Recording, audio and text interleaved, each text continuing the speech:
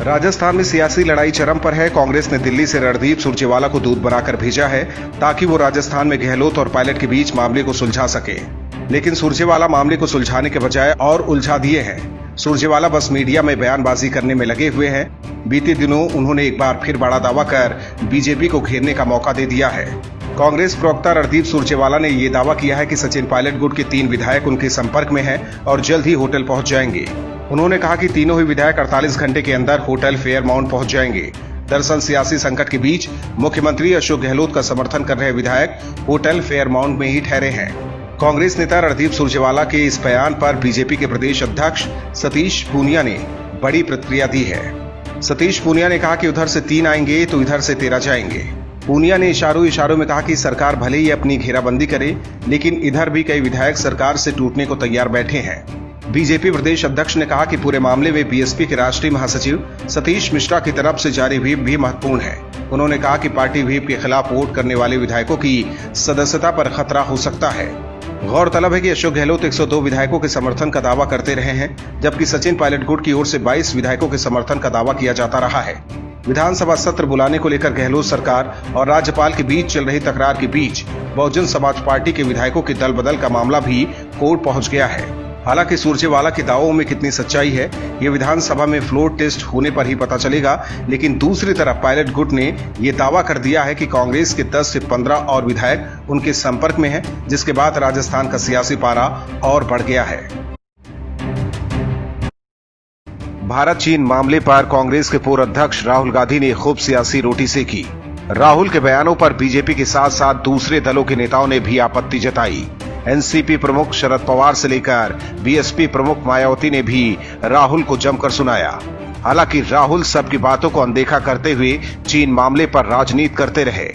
राहुल गांधी ने इसके साथ एक वीडियो भी शेयर किया है, जिसमें भारत और चीन के सैनिकों के बीच पूर्वी लद्दाख में हुए हिंसक संघर्ष को लेकर राहुल ने कहा कि मुझे इस बात की चिंता नहीं है कि मेरा राजनीतिक भविष्य बर्बाद हो जाएगा, लेकिन मैं भारतीय क्षेत्र में चीनी घुसपैठ को लेकर झूठ नहीं बोलूंगा।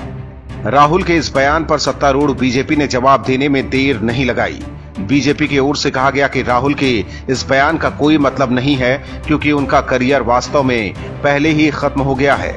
इसके बाद राहुल की अपनी पार्टी कांग्रेस में भी इस बयान को लेकर असहजता की स्थिति है। कांग्रेस राहुल गांधी के बयानों को लेकर 2 धड़ों में बढ़ गई है। कई कांग्रेसी नेताओं को राहुल की चीन पर और राष्ट्रीय मामलों पर बचकाना बयान देना पसंद नहीं आ रहा है। इसके अलावा उनकी अपनी पार्टी के ही एक ग्रुप में सवाल उठने शुरू हो गए हैं। आलोचकों के इस ग्रुप के एक मेंबर ने कहा, वो हमसे बात नहीं करते हैं और हमें नहीं पता कि उन्हें कोई सलाह दे रहा है।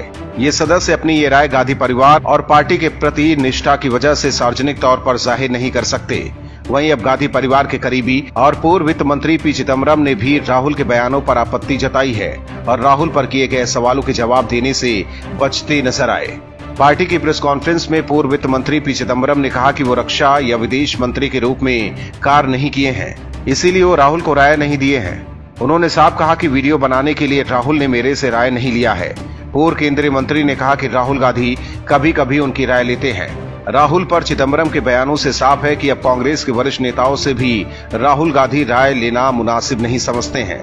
हालांकि इसकी वजह से राहुल गांधी कई बार ऐसे बयान दे देते हैं जिससे कांग्रेस पार्टी को ही शर्मसार होना पड़ता है। कोरोना महामारी को लेकर भी राहुल गांधी के बयानों पर कई कांग्रेस के नेताओं ने आपत्ति जताई थी, लेकिन गांधी परिवार की वजह से कांग्रेस नेता सामने आकर कुछ बयान नहीं देते हैं। गौरतलब है कि ज्योतिरादित्य सिंधिया और फिर सचिन पायलट के मुद्दे पर पार्टी में अंदरूनी स्तर पर धीमी लहजे में सही पर इस बात पर बहस शुरू हो गई थी कि क्या कांग्रेस का पहला परिवार ऐसी आपदाओं को आमंत्रित कर रहा है जो भविष्य के लिहाज से भारी साबित हो सकती है। सिंधिया और पायलट दोनों को पार्टी के युवा सक्षम नेताओं में शुमार किया जाता था। आलोचकों का ये वर्ग दावा करता है कि पार्टी की मौजूदा अध्यक्ष सोनिया गांधी किसी भी मामले में सार्वजनिक बयान देने से पहले विस्तृत जानकारी हासिल करने का अधिक प्रयास करती हैं, लेकिन उनके बेटे राहुल गांधी इस मामले में अलग राह क्यों अख्तियार किए हुए हैं। राजस्थान में सियासी भूचाल खत्म नहीं हो रहा है। सीएम अशोक गहलोत और सचिन पायलट के बीच जारी सियासी लड़ाई में एक बार फिर नया ट्विस्ट आ गया है। पहले ही पायलट 30 विधायकों के साथ गहलोत से आर पार की लड़ाई लड़ रहे हैं और अब पायलट गुट की तरफ से ऐसा दावा किया जा रहा है जिसके बाद गहलोत की नींद उड़ सकती है। दरअसल सचिन पायलट समर्थक विधायक ने दावा किया है कि अशोक गहलोत खेमे के 10 से 15 विधायक उनके संपर्क में हैं और जैसे ही उन्हें फ्री किया जाएगा वो पायलट के साथ आ जाएंगे। पायलट कैंप के विधायक हेमाराम चौधरी ने ये दावा किया है। हालांकि अगर गहलोत के 10 से 15 विधायक सचिन पायलट खेमे में शामिल होते हैं तो ये गहलोत के लिए किसी झटके से कम नहीं होगा, क्योंकि इसके बाद उनके खेमे से 30 विधायक कम हो जाएंगे। उधर बीएसपी ने भी व्हिप जारी किया है कि उनके विधायक वोटिंग के दौरान गहलोत के समर्थन में वोटिंग नहीं करेंगे। अगर ऐसा हुआ तो गहलोत के लिए मुश्किलें बढ़ सकती हैं और कांग्रेस को राजस्थान में सरकार बचाना भी मुश्किल हो सकता है। उधर कांग्रेस लगातार राज्यपाल कलराज मिश्र पर सवाल उठा रही है और राज्यपाल के खिलाफ देश भर में प्रदर्शन कर रही है। कांग्रेस ने आरोप लगाया कि 2014 के बाद बीजेपी ने जितने राज्यपाल नियुक्त किए हैं उनमें ज्यादातर ने पद का दुरुपयोग कर संवैधानिक प्रक्रियाओं का मजाक उड़ाया है, जबकि कांग्रेस शासित राज्य में कांग्रेस की सरकार उसकी आपसी गुटबाजी की वजह से गिरी है। राजस्थान में गहलोत और पायलट के बीच सियासी लड़ाई में बीएसपी प्रमुख मायावती भी उतर गई हैं। मायावती कांग्रेस से इस बहाने अपना पुराना हिसाब चुकता करने की फिराक में है। पिछले साल कांग्रेस ने बीएसपी से धोखा कर उसके 6 विधायकों को अपने में मिला लिया था, जिसके बाद से ही मायावती कांग्रेस से नाराज हैं। मायावती ने कहा कि हम कांग्रेस और सीएम अशोक गहलोत को सबक सिखाने के लिए सही समय देख रहे थे। मतलब साफ है कि मायावती अब गहलोत को सबक सिखाने की ठान ली है। इसके बाद से ही मायावती और कांग्रेस में शीत युद्ध जारी है। इस बार कांग्रेस को मायावती का ऐसे राजस्थान मामले में कूदना पसंद नहीं आ रहा है। इसीलिए कांग्रेस महासचिव प्रियंका गांधी ने एक बार फिर बीएसपी सुप्रीमो मायावती पर निशाना साधते हुए उन्हें बीजेपी का अघोषित प्रवक्ता बताया है। प्रियंका ने बिना नाम लिए कहा कि बीजेपी के अघोषित प्रवक्ताओं ने बीजेपी की मदद के लिए व्हिप जारी किया है। उन्होंने कहा कि ये संविधान की हत्या करने वालों को क्लीन चिट है। दरअसल राजस्थान में सियासी बवाल के बीच मायावती ने कांग्रेस पर निशाना साधते हुए राजस्थान में बीएसपी के 6 विधायकों को व्हिप जारी कर कांग्रेस के खिलाफ वोट करने को कहा था। हालांकि विधायक 6 महीने पहले कांग्रेस में शामिल हो गए, लेकिन बीएसपी अब मामला कोर्ट में ले जाने को कह रही है। इस मामले में एक याचिका हाईकोर्ट से खारिज हो गई है, जबकि एक नई याचिका दायर की गई है। इससे पहले प्रेस कॉन्फ्रेंस करके मायावती ने कांग्रेस पर जमकर निशाना साधा था। उन्होंने कहा था कि कांग्रेस ने धोखे से बीएसपी के विधायकों को अपनी ओर किया।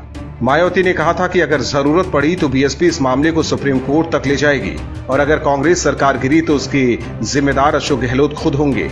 मायावती ने कहा था कि राजस्थान में चुनाव के बाद बीएसपी के 6 विधायकों ने कांग्रेस को बिना शर्त समर्थन दिया था, लेकिन सीएम गहलोत ने बदनीयत के चलते बीएसपी को नुकसान पहुंचाने के लिए असंवैधानिक रूप से उन विधायकों का कांग्रेस में विलय किया। प्रियंका गांधी वाड्रा और मायावती के बीच इससे पहले भी इस तरह ट्विटर वॉर छिड़ चुका है। प्रियंका पहले भी बहुजन समाज पार्टी को बीजेपी का अघोषित प्रवक्ता बता चुकी हैं। Bureau report, OMH news. और भी वीडियोस देखने के लिए चैनल को सब्सक्राइब करें और बेल आइकन को दबाएं।